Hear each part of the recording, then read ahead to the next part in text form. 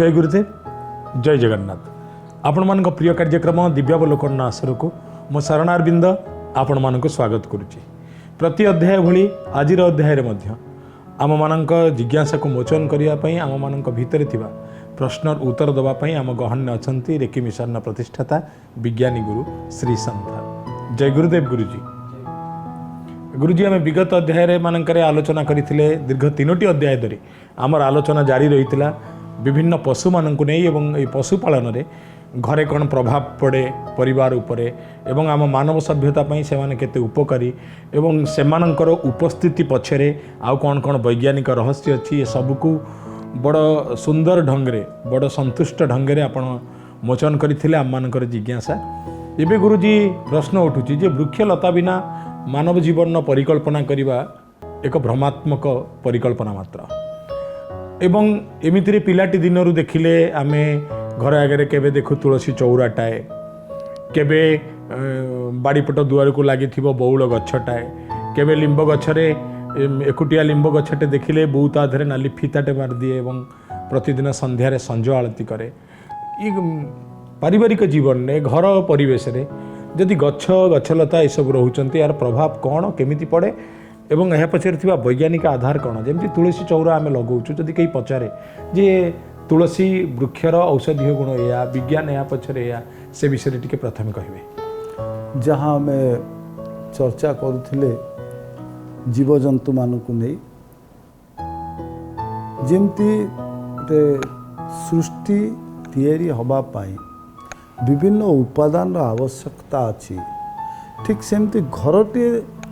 गढ़ी तोलिया घरटे घर भाया गढ़ी तोलिया विभिन्न उपादान आवश्यकता अच्छी। गृहपालित पशु कथा आम जो पशु पक्षी कथा चर्चा कले का मनीष गोटे परिवार रे बांधी रही बा यौथ परिवार हवापाई ता भितर त्याग एवं भल पाइबा ये दुईटी गुणर अत्यंत आवश्यकता अच्छी। शेयरिंग एंड केयरिंग एटीट्यूड जेपर्यंत न होइछि से गोटे घरटा घर भाया देखा जीव नाही तो सेतिपे विभिन्न उपादान को एकत्रित करी गोटे घरटे तैयारी करा जाए। जीवजंतु यदि जहाँ आम पूर्व अध्याय मानक चर्चा करुथिले क्षमता अनुसार निहाती जीवजंतु रखिबा दरकार। जदि घरे आम गृहपालित पशु रखी पारने बर्तमान सहरांचल विकास आमको स्थानर अभाव अनेक गुड़िए कारण अच्छी जो थे आमको गृहपालित पशु रखापी बड़ा असुविधार सम्मुखीन होगा पड़ुछि। तो आम गृहपालित पशु को भूली जावा सामाजिक पशु मान कथा चिंता करवा जेमती काउटी को खाइबा दबा विभिन्न प्रकार चढ़ई जमी पारा माने उड़ी आसती सेमानंकर सुरक्षा नवा एबे तो स्वतंत्र भाव में गोटे मंच तैयारी करा जाइछि बाइया चढ़ई मान को बंचे रखापी। तो जिते आमर समाज भितर प्राणी देखा जाउछन जो मानक आम घरे बांधिकी रखिपारने घरे पालिकी रखिपारने बा से माने बनरे रहू नाहंती यही मनीष समाज भितर रोचंती सहरांचल भितर रोचंती सेमानंकर दायित्व नवा निहाती दरकार। एवं ये पशु पक्षी ठू तापर आम आसवा घरटे तैयारी करने जमती संसारटे तैयारी करने विभिन्न प्रकार वृक्ष मानकर आवश्यकता अच्छी। घरटी मध्य सेमती विभिन्न प्रकार वृक्षलतार आवश्यकता अच्छी एवं वृक्षलता आम ताकू दी भाग में विभक्त कले गुल्म एवं वृक्ष। गुल्म जहाँ उच्चता खूब कम जहाँ को आम साधारण कथित भाषा को झाटी बोली तो विभिन्न गुल्म अच्छी जो गुल्म गुड़ी को घरे रखा निहाती दरकार। एवं सेतिपाई आम सनातन रे गोटे गुल्म को बहुत मान्यता दि जाइछि से होछि तुलसी वृक्ष। तुलसी को आम वृंदावती बा चौरा करके आम घरे रखू एवं घर बाहर समय रे दक्षिण पार्श्व आमर चौराटी रही थाए। आम साधारण को जीवा आसवा समय जदि आम चौरा को दर्शन करी जाऊ बा वृंदावती के दर्शन करी जाऊ आमर दिन शुभमय हुए। केवल केते गुड़िए वैज्ञानिक तथ्य जदि आम प्रतिपादन करूँ ताले ताकू पालन करने बहु जगार अनिच्छा प्रकाश करा जाए जेमती वर्तमान स्थिति रे आमे देखुचे आमे कहूचे मास्क यूज करवा सैनिटाइजर यूज करवा एवं ट्रैफिक नियम मानिबा सामाजिक दूरत्व रक्षा करवा ये सबू को आमे सुचारू रूप से करूचु ना नहीं ताकू पर्यवेक्षण करने पुणी लोकंकर आवश्यकता अच्छी जो आमर पुलिस भाई माने बहुत कठिन श्रम करुछंती एवं आम मान को सजाग करने चेष्टा करुछंती बहुत समय दंडित मध्य करुछंती। तो ये हूँ मनुष्यर प्रवृत्ति एवं प्रकृति। तेणु अनेक गुड़िए जगार जितेबाला आमर समाज विज्ञानी बा आमर जो माने पूर्व सूरी माने ये सबू को भल भाव उपलब्धि करथिले एणु अनेक गुड़िए विज्ञान तथ्य जहाँ आम हितकारी ताकू धर्म आड़े आमको पालन करने शिक्षा दे। गुरुजी आपण आलोचना करथिले जे धर्म आड़े आमको से माने विज्ञान किछि गोप्य सूत्र बतई दउथिले एबे आमे सेठी की पुणी फेरिबा जहाँ सब बेले प्राच्य साहित्य विश्वास करे प्रयोगात्मक विज्ञान बा एप्लाइड साइंस एवं जदि सेतबेले कारण कहा जाई थांता जे यही गछ को रखिले तमर घरे यही परिवेशर यही कार्य हब ताले हुए तो आज समस्तंकर घर सामने तुलसी चौरा न था जेहेतु धर्म सहित जड़ित करा जाइछि घरटीए कले तुलसी चौरा प्रतिष्ठा करने निहाती आवश्यक घर प्रतिष्ठा पूर्व तुलसी चौराटे प्रतिष्ठा करने दरकार से आमे प्रतिष्ठा करुचे 1008 प्रकार रोग अच्छी जो तुलसी महौषधि भाव में व्यवहार करा जाए किंतु साधारण बा बहुल भाव में आमे तुलसी गुल्मरु कौन एमती लाभ पाउचे जहाँ जो आमे गोटे गुल्म को भगवान कर आख्या देचे बा भगवान बोली मानिकी तांको पूजा करुचे सबु बेले आमे मन रखिबा दरकार जहाँ पाखुरु आमे अधिक गुण लाभ करू ताको आमे भगवान बोली मानु बा जार उपकार मानव समाज पाई मात्राधिक ताको आमे पूजन करू जदि हुए तो आज तुलसी वृक्ष पूजन करा जाई नथांता प्रथम कारण आज मध्य आम पिला माने तुलसी वृक्ष को चिन्ह पारि नथांते जेमती अनेक गुड़िए ग्लूम अच्छी जो ग्लूमर ना आज आमे उच्चारण कले मध्य लोक माने जानि पाउनांती से ग्लूम केमिति बोली तार परिचय पाउनांती तेणु उपकारिता दृष्टि तुलसी मानव समाज सहित जड़ित हो रहा उचित से तुलसी वृक्ष को प्रथमे चौरा बा वृंदावती स्थापन करने शिक्षा दिगला आर लाभ कौन जे आमे तुलसी वृक्ष मूल जितेबाला पूजा करुचे आमे कहूचे जे आम परिवार सुख शांति समृद्धि आमे प्रार्थना करुचे परिवार सुख समृद्धि बा परिवार सुख केतबेले आसीबो ना जेतबेले परिवार रे वास करुथिबा प्रत्येक व्यक्ति गोटे सुस्थ परिवेश लाभ करिबो। तो जो घर भीतर परिवेश अच्छी से परिवेश को सुस्थ रखिबा पाई तुलसी गुल्म जहाँ कहते जे अमृत सम अन्य कौनसी वृक्ष मूल आमको त्रिसंध्यारे संध्या दवा को कहा जाए नाही तुलसी मूल संध्या दवा कहा जाए एवं तार विभिन्न विधि अच्छी से विधि आमे क्रमे क्रमे चर्चा करिबा तुलसी मूल आमको संध्या दीपटे दवा को कहा जाए एवं प्रायतः आमे जितेबाला घर करुथिले आगुरु जो वास्तुशास्त्र अनुसार घरर मुह सबुबले पूर्वमुखी होता एवं जितेबाला आमर संध्या समय हुए बा डाहाणिया संध्या जो समय संजबती दि जाए से मृदु पवन जेकोसी ऋतु हो जितेबाला गोधूली लग्न हुए सेतबेले पवन पूर्वर पश्चिम को किछि समय प्रभाव हुए जिते पूर्व मुखा होता से कौन होता तुलसी मूल जिते प्रदीप प्रज्वलन होता तुलसी मूल दि जाऊला जो उष्म बाष्प अच्छी से उष्म बाष्प गुड़िक तुलसी गुल्मर जो पत्र अच्छी बा तुलसी दल अच्छी ता तल पटे जाइकी से उष्म बाष्प स्पर्श करुला तुलसी पत्रर तल पटे बहुत गुड़िए ग्रंथि अच्छी जो ग्रंथि तैल निर्गत हुए जितेबाला उष्म पवन जाई तैल ग्रंथि को स्पर्श करे सेतबेले तैल कौन हुए ना गैसीय स्तर को चली आसे से तेल सब बाष्पीभूत हुए एवं से बाष्पीभूत तेल बा बाष्पीभूत तैल बा तुलसी दलर रस कौन हुए ना पवन को माध्यम करी घर भितर को प्रवाह करे एवं ये घर भितर प्रवाह करिवार तार अर्थ कौन आजिकल बहुत आयुर्वेदिक औषध आसला एंटी कोल्ड कंपोजिशन जो तुलसी पत्रर रस दि जाऊँगी तुलसी दलर रस दि जाऊँगी जहाँ को बहु आगु एवं लैबोरेटरी टेस्ट करी आमे जानुचे जहाँ को बहु आगु आम पूर्वसूरी माने जानी थिले तो सी जो तैल अंश गृह भितर को प्रवेश करे बा गृह रे बसवास करुवा व्यक्ति मान को प्रवेश करे बा तांको शरीर संस्पर्श रे आसे सेतबेले अनेक गुड़िए चर्म रोग हुए नाही एवं विशेष भाव जदि आमे आमर जलवायु को नहीं देखू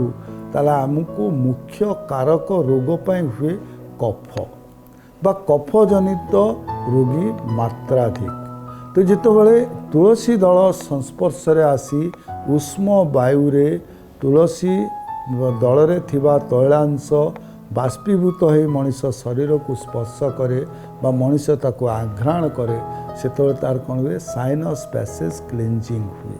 बा जो बाट दे मनीष श्वास प्रश्वास क्रिया करे से बाटरे जदि कौनसी जलीय अंश जाई रही जाए जहाँ को आम मेडिकल टर्म रे कहूँ साइनोसाइटिस जदि एभली कौनसी रोग होता है से रोग तुरंत से आराम मिले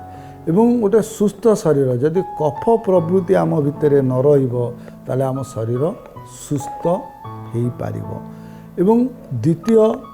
प्रसंग जमती आम कहे जे क्रम अनुसार तुलसी कथा कहवा तुलसी चौरा मूले माटी जितेबाला जाए धूप दवापाई बा संजबतीटे दवापाई आम से कहू एक वस्त्र रे जीवापाई एवं से दिन बेला जितेबाला दिए आम कहू ओदा वस्त्र पिंधि एक वस्त्र एवं ओदा वस्त्र हो पिंधिकी चौरा मूल संज सलिताटे दवापाई जहाँ वर्तमान सभ्य समाज रे आमे ताको ग्रहण करिपारु न करिपारु किंतु ता पछरे मध्य विज्ञान थिला जेमती आमे चिकित्सा दिन थिबा समय रे अनेक समय रे आम अनिच्छा सत्वे आमे जेतबेले डाक्टर परामर्श नौ आम अनिच्छा सत्वे आमको वस्त्र शरीर रु बाहर करी देखैबा को पड़ी थाए कहीं ना चिकित्सा पई आवश्यक अछि ठीक सेमती जो एक वस्त्र ही संध्या दौले ता पछरे मध्य कारण थिला जे जो माँ माने कार्यरत थिले बा सुगृहिणी माने सेमानंक भितरे ये जो त्रिदोषर मात्रा अधिक देखा जाउथिला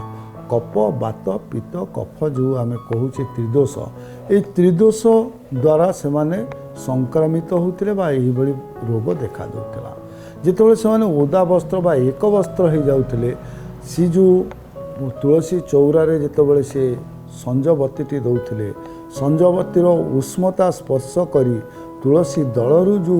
बाष्प गुड़िक निर्गत होता से माँ मान शरीर को स्पर्श करुला एवं ये जो त्रिदोष पाई जो प्रकार व्याधि देखा जाउथला से व्याधि दूरीभूत होता से दिया जाउथला जे वस्त्र धारण करवा संजबती कौथिरे तैयारी हवा दरकार को प्रकार पदार्थ व्यवहार करवा दरकार संजबती कौटी थोइबा दरकार सबुतिर गोटे नियम थिला जहाँ को आमे कालक्रमे भूली जाउछे किंतु एतिकी धन्यवाद दबा जे आज पर्यंत आमे तुलसी गुल्म को भूलिने जोठी जोठी सनातन धर्मी अछंती सेठी सेठी तुलसी गुल्म को से माने स्थापन करुछन्ते एवं आज भी वृंदावती को पूजा करुछन्ते। आपण केबे जहाँ भाभी नथिबे आज सही कथा सुनिले आम माँ आम बुढ़ी माँ जो माने जो मानक आम पिला दिनु देखी देखी बड़ होइछे एबे विश्वास भी करी होनी से माने चौरा मूल रे तुलसी पूजन करने पछरे दीप जालिबा पछरे धूप दबा पछरे मानव जगतर एवं नारी स्वास्थ्यर एक विराट कल्याणकारी वार्ता थिला केवल वार्ता नुह एक वैज्ञानिक गाथा मध्य थिला। गुरुजी आमे सेठी अटकी थिले जे माँ माने जो पूजा करुले तद्वारा केमिति सेमानक स्वास्थ्यर कल्याण होता आपन किंतु मझिरे कहले जे सलिता कौथिरे हवा उचित पोशाक केमिति पिंधिबा उचित सलिता केमिति प्रस्तुत हवा उचित तामाने एथिपाई किछि नियारा एवं स्वतंत्र भंगी मध्य अछि ଯେମିତି ଗୋଟେ ଆମେ ରାସାୟନିକ ପ୍ରକ୍ରିୟା କରିବା ପାଇଁ ଆଜ୍ଞା। ଅନେକ ଗୁଡ଼ିଏ କ୍ରିୟା ଅଛି, ଠିକ୍ ସେମିତି ଯେ ଯେଉଁମାନେ ସେ ସମୟରେ ମାଆମାନେ ଯେଉଁମାନେ ପାଠ ନ ପଢ଼ିଥିଲେ ସେମାନେ ଗୋଟେ ଗୋଟେ ଲାବୋରେଟୋରୀକୁ ପରିଚାଳନା କରୁଥିଲେ, ଗୋଟେ ଗବେଷଣାଗାରକୁ ପରିଚାଳନା କରୁଥିଲେ। କାହିଁକି ନା ସେମାନେ ଯେଉଁ କ୍ରିୟା କରୁଥିଲେ, ସଞ୍ଜବତୀଟି ନେବା, ସଞ୍ଜବତୀଟି ଜଳେଇବା, ସଞ୍ଜବତୀର ଧୂଆଁ ଉଷ୍ମ ବାୟୁ ଯାଇ ତୁଳସୀ ପତ୍ରକୁ ସ୍ପର୍ଶ କରିବା ଏବଂ ତୈଳାଂଶ ଗ୍ୟାସୀୟ ସ୍ତରକୁ ଆସିବା, ଏ ଗୋଟେ ଗବେଷଣାଗାରର କଥା। ତ ଯେମିତି ସବୁ ପ୍ରକ୍ରିୟା ଥାଏ, ଠିକ୍ ମାଆମାନଙ୍କୁ ବ୍ୟବହାରିକ ଢଙ୍ଗରେ ଏ ପ୍ରକ୍ରିୟା ଶିଖେଇ ଦିଆଯାଉଥିଲା। ତ ବହୁତ ସମୟରେ ଯେତେବେଳେ ଯେଉଁମାନେ ଆଗ କାଳରେ ଦେଖିଥିବେ ଗାଁ ଗହଳିରେ ମାଆମାନଙ୍କୁ ଏକବସ୍ତ୍ରୀ ହେଇ ଚଉରା ମୂଳରେ ସଞ୍ଜ ଦେବା, ହୁଏତ ଭାବୁଥିବେ ଯେ ଇଏ ଗୋଟେ କୁସଂସ୍କାର ବା ଗୋଟେ ସମାଜରେ କଳଙ୍କିତ ବ୍ୟବସ୍ଥା, ଯାହା ସତ୍ୟ ନୁହେଁ। ଏହା ଗୋଟେ ଉନ୍ନତତର ବ୍ୟବସ୍ଥା। ପରିବାରରେ ଏବଂ ସଂସାରରେ ଯଦି ସୁସ୍ଥ ମାଟିଏ ରୁହେ ତାହେଲେ ସମ୍ପୂର୍ଣ୍ଣ ପରିବାର ସୁସ୍ଥ ରହିବ। କାରଣ ଜଣେ ମା ଯଦି ସୁସ୍ଥ ରୁହେ ସମସ୍ତଙ୍କର ମାନସିକତାକୁ ସେ ଦେଖି ନିଜେ କାର୍ଯ୍ୟ କରିପାରିବ। ତେଣୁ ସୁସ୍ଥ ମାତୃତ୍ୱ ପାଇଁ ଏ ସମାଜର ବ୍ୟବସ୍ଥା ଏବଂ ସମାଜର ବନ୍ଦୋବସ୍ତ। ତୁଳସୀ ଚଉରାରେ ଯେତେବେଳେ ଆମେ ବ୍ୟବହାର କରୁଥିଲେ ସଞ୍ଜବତୀ, ବହୁତ ସମୟରେ ଆମେ ଏବେ ତ ତୁଳାର ବ୍ୟବହାର ହେଲାଣି, ବଳିତାର ବ୍ୟବହାର ହେଲାଣି, ବଜାରରେ ବିକ୍ରି ହେଉଛି। ସେତେବେଳେ ଧୋବ ଲୁଗା ବା ପୁରୁଷମାନେ ବ୍ୟବହାର କରୁଥିବା ଧୋତି ବା ଯାହା ସୂତାରେ ତିଆରି ହେଇଥିବ, ସେ ତାକୁ ବ୍ୟବହାର କରୁଥିଲେ ସଞ୍ଜବତୀରେ। କାହିଁକି ନା ସେଠି ପୁଣି ବିଜ୍ଞାନର ମତ ଥିଲା ଯେ ଆମେ କେଉଁ ତାଉ କେତେ ସମୟ ରହିଲା, ଆଉ ଦ ଟେମ୍ପରେଚର ରେଡ଼ିଏଟ୍, ଯେତିକି ଟେମ୍ପରେଚର ହେଉଛି କେଉଁ ପଦାର୍ଥକୁ ବ୍ୟବହାର କଲେ ତା'ର ଟେମ୍ପରେଚର ଅଧିକା ରହିବ। ଯେମିତି ଆମେ ଗୋଟେ କୋଇଲାକୁ ଗରମ କରୁଛେ, କୋଇଲାର ତାଉ ଅଧିକା ରହୁଛି, କାଠର ତାଉ କମ୍ ରହୁଛି। ଠିକ୍ ସେମିତି ଯେତେବେଳେ ସୂତାରେ ତିଆରି ହେଇଥିବା ପଦାର୍ଥକୁ ବ୍ୟବହାର କରାଯାଏ ସେତେବେଳେ ତା'ର ତାଉ ଅଧିକା ରୁହେ ବା ଟେମ୍ପରେଚର ରେଡ଼ିଏସନ୍ ଖୁବ୍ ଅଧିକା କରେ। ସେଥିପାଇଁ ପଦାର୍ଥର ମଧ୍ୟ ନିର୍ଣ୍ଣୟ କରାଯାଇଥିଲା ଏବଂ କେଉଁ ତେଲ ବ୍ୟବହାର କରାଯିବ ତା'ର ମଧ୍ୟ ବ୍ୟବହାର ସବୁବେଳେ ସଠିକ୍ କରାଯାଇଛି। ଯେ ଯେମିତି ଜଡ଼ା ତେଲ ହେଉ, ଘୃତ ହେଉ, ଏ ଦୁଇଟିକୁ ବେଶୀ ବ୍ୟବହାର କରାଯାଉଥିଲା। କାହିଁକି ନା ସେ ତା'ର ଯେଉଁ ଟ୍ରାଭେଲିଂ ଏଜେଣ୍ଟ ବା ସେ କେତେ ଦୂର ଊର୍ଦ୍ଧ୍ୱକୁ ଯାଇପାରିବ। ଅନ୍ୟ ତେଲରେ ଯେତେବେଳେ ଆମେ ସଳିତା ଜାଳୁ, ସେ ଯେଉଁ ଧୂଆଁଟି ବା ଯେଉଁ ଉଷ୍ମ ବାୟୁଟି ଉପରକୁ ଉଠେ, ଯେତିକି ଦୂର ଉଠିବ, ଘୃତ କିମ୍ବା ଜଡ଼ା ତେଲରେ ଯଦି ଆମେ ଦୀପଟି ବ୍ୟବହାର କରୁ ତା'ର ଉଚ୍ଚତା ଆହୁରି ଅଧିକା ଥାଏ ବା ସେ ତୁଳସୀ ମୂଳଠୁ ନେଇ ଅଗ ପର୍ଯ୍ୟନ୍ତ ପ୍ରତି ଦଳ ସହିତ ତା'ର ଉଷ୍ମତା ସମ୍ପର୍କିତ କରିବାର ଯେଉଁ ଲେନ୍ଥ ବା ଦୂରତ୍ୱ ଅଛି, ସେ ଦୂରତ୍ୱ ଏ ତେଲ ପାଖରେ ଅଛି। ବା we are using at agent ବା ଏ ଯେଉଁ ବାୟୁ ଅଛି, ଏ ବାୟୁକୁ ଉଷ୍ମ କରିବା ପାଇଁ ଏବଂ ବାୟୁକୁ ଊର୍ଦ୍ଧ୍ୱଗାମୀ କରିବା ପାଇଁ ଶକ୍ତି ଥାଏ କାହା ଦେହରେ ନା ସୂତାର ହେଇଥିବା ଦରକାର ସଳିତା ଏବଂ ତେଲ ଭିତରେ ଜଡ଼ା ତେଲ ବା ଘୃତ ବ୍ୟବହାର କରୁଥିଲେ। ତେଣୁ ସବୁ ପଛରେ ଗୋଟେ ବିଜ୍ଞାନ ମତ ଅଛି। ଆମେ ଆମର ଉନ୍ନତ ମସ୍ତିଷ୍କକୁ କେବେ ପ୍ରାଚ୍ୟ ସାହିତ୍ୟ ଏବଂ ସଂସ୍କୃତିକୁ ବୁଝିବା ପାଇଁ ପ୍ରୟୋଗ କରିନେ, ଆମ ମାନସିକତା ବା ଆମ ମାନସ ପଟଳରେ ଲେଖା ହେଇଯାଇଛି ଯେ ପ୍ରାଚ୍ୟ ସାହିତ୍ୟ ବା ପ୍ରାଚ୍ୟ ସଂସ୍କୃତି କୁସଂସ୍କାର ଭରା, ଆ ପଛରେ କୌଣସି ବିଜ୍ଞାନ ନାହିଁ, ଇଏ ନିରର୍ଥକ ନିରାଧାର। କିନ୍ତୁ ଯଦି ଆମେ ବୁଝିବାକୁ ଚେଷ୍ଟା କରୁ ବା ଥରେ ବୁଝିଯାଉ ତତ୍ତ୍ୱକୁ, ତାହେଲେ ପାଶ୍ଚାତ୍ୟ ବିଜ୍ଞାନଠୁ ଲକ୍ଷ ଯୋଜନ ଅଧିକ ଆଗରେ ଅଛି ପ୍ରାଚ୍ୟ ବିଜ୍ଞାନ। ତ ପ୍ରାଚ୍ୟ ବିଜ୍ଞାନକୁ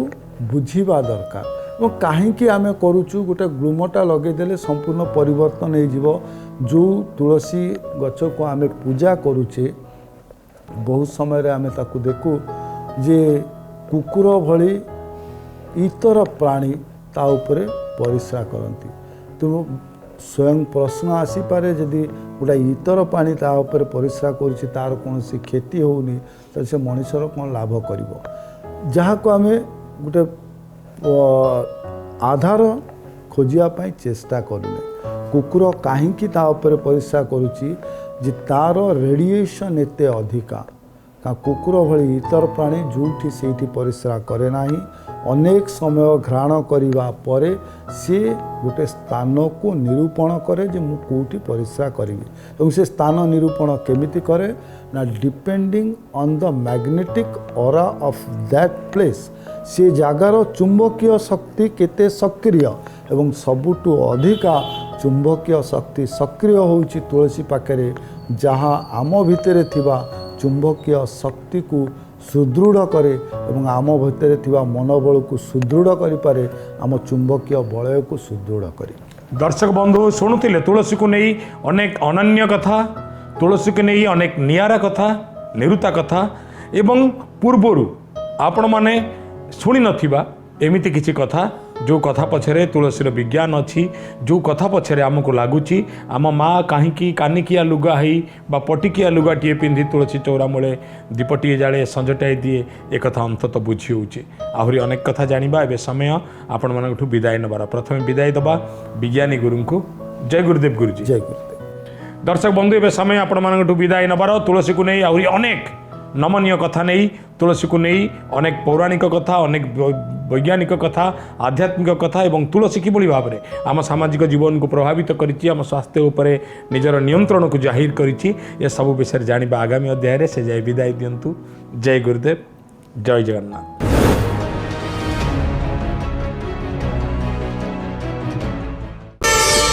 प्रार्थना आम आनंदर उत्स।